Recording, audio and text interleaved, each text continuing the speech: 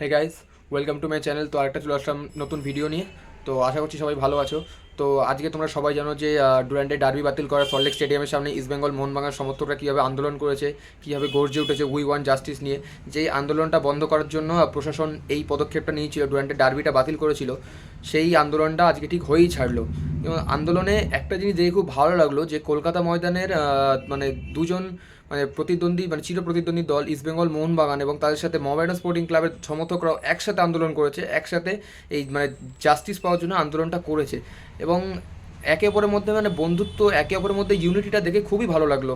মানে দেখলাম একটা পোস্টে যে হ্যাঁ, মোহনবাগানের ফ্যানের একটা মোহনবাগান ফ্যানের হাত থেকে তাদের মোহনবাগানের পতাকা মাটিতে পড়তে যাচ্ছিল, ইস্ট বেঙ্গল ফ্যান এসে সেই পতাকাটাকে মাটিতে মাটিতে পড়তে দেয়নি।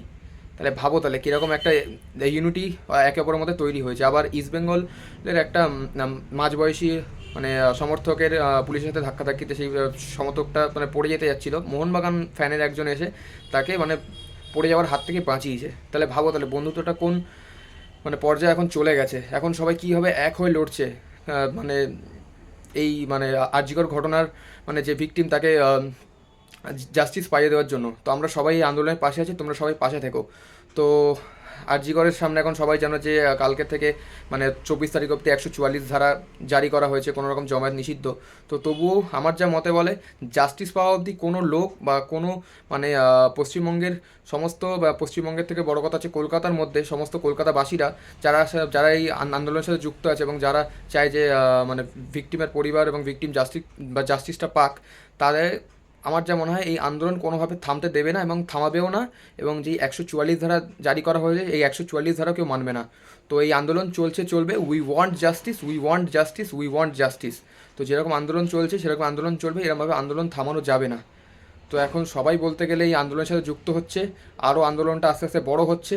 তো আশা করছি যে ভিকটিম এবং ভিকটিমের পরিবার জাস্টিস পাবে এবং আমাদের আন্দোলনটাও এবার আমরা যেরকমভাবে ভিকটিমের পরিবারে এবং ভিকটিমের পাশে আছি, আমরাও তাদেরকে এই আন্দোলনের দ্বারা জাস্টিস পাইয়ে দিতে সাহায্য করতে পারবো। তো প্রশাসনের কাছে আমার একটাই দাবি, একটাই অনুরোধ, দয়া করে যারা এই অপরাধটা করেছে, এই জঘন্যতম অপরাধ করেছে, যে যেরকমভাবে নৃশংসভাবে মানে ভিকটিমকে মারা হয়েছে বা তাকে এভাবে হত্যা করা হয়েছে, দয়া করে তাদেরকে শাস্তি দেওয়ার বন্দোবস্ত করুন। আপনারা বুঝতেই পারছেন যে সাধারণ মানুষ কীভাবে মানে এই আন্দোলনের সাথে এই আন্দোলনটাকে আস্তে আস্তে বড় করে তুলছে, আপনারা নিশ্চয়ই বুঝতে পারছেন। প্লিজ দয়া করে প্রশাসনের কাছে আমার অনুরোধ এটা, দয়া করে ভিকটিম এবং ভিকটিমের পরিবারকে জাস্টিস পাইয়ে দিতে সাহায্য করুন, এটাই আমার একমাত্র অনুরোধ। আর তবুও যদি জাস্টিস না পেয়ে যায়, তো আন্দোলনটা যেরকম চলছে সেরকমই চলবে, আশা এইটুকু করা যায়। তো আমরা জাস্টিস চেয়ে এসেছিলাম, জাস্টিস চেয়ে যাব। We want justice, we want justice, we want justice. তো গাইস, আজকে ভিডিওটা এই অবধি, দেখা হচ্ছে নেক্সট ভিডিওতে। বাই।